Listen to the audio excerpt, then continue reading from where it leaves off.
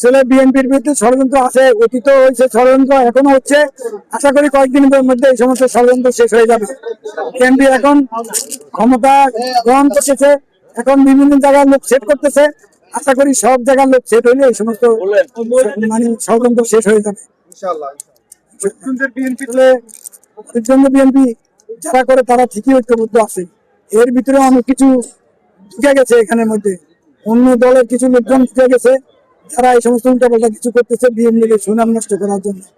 আর যারা এই সমস্ত বিএনপি মানে ধানের শীষ, বিএনপি মানে খালেদা জিয়া, তারেক জিয়া, শহীদ জিয়া, বেগম জিয়া, তাদের দল, এটাই হলো বিএনপি।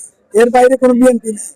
এর বাইরে যারা যেটা বলে, এটা বলে, সকালে একটা বলে, দুপুরে একটা বলে, রাত্রে একটা বলে, তারা বলতেই পারে। এটা ধানের শীষের বিরুদ্ধে যারা নির্বাচন করে তারা বিএনপি হতে পারে না।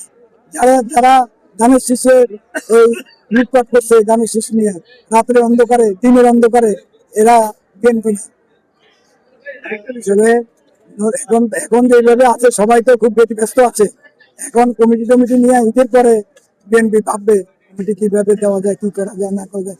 এটা বিএনপির ঊর্ধ্বতন কর্মকর্তাদের নলেজে আছে। এটা আসলে দেখেন গত 17 বছর এই সমস্ত প্রত্যাশা পূরণ হয় নাই। এখন দড়িয়ে যে আজকে কালকের মধ্যে একটা কিছু হয়ে যাবে এরকম না, আর ধীরে ধীরে ধীরে সবকিছু ঠিক হয়ে যাবে আশা করি ইনশাল্লাহ। বিএনপির যে মন্ত্রিসভা যাদেরকে সেট করতেছে, খুব ভালো ভালো লোকজন সেট করতেছে, আশা করতেছি সব জায়গায় সেট হয়ে যাবে। লোক সেট হয়ে গেলে আর এই সমস্ত কাজ ঝামেলা গুলা কমে যাবে। আর বিএনপির যারা ক্ষতি করতে চায়, অন্য দল থেকে লোক আসিয়া দেশা, এরা ক্ষতি করতে পারবে না। আর যারা ধানের শীষ ছাড়া নির্বাচন করে বা অন্য কিছু করে, তারাও সামনের দিকে পিছিয়ে উঠতে বাধ্য হবে ইনশাল্লাহ। ইসলামের গতিময়তা করার পরই গ্রাম করে দিয়েছে। গ্রাম আমাদের বাংলাদেশের ধর্মীয় অবস্থার প্রধানমন্ত্রী তারেক রহমানকে কবুল করে নিয়েছে। আমাদেরকে ইসলামের মেয়ের দর্শনগুলো কবুল করে দিয়েছে। মহাবীর সভা খালেদা জিয়াকে জান্নাতের যত বর্ধিত করে দিয়েছে। পবিত্র যাও আমাদেরকে জান্নাত আমাদের উপরে যারা জীবিত আছেন তাদের বাবা মাকে প্রত্যেককে কবুল করে নিয়েছে।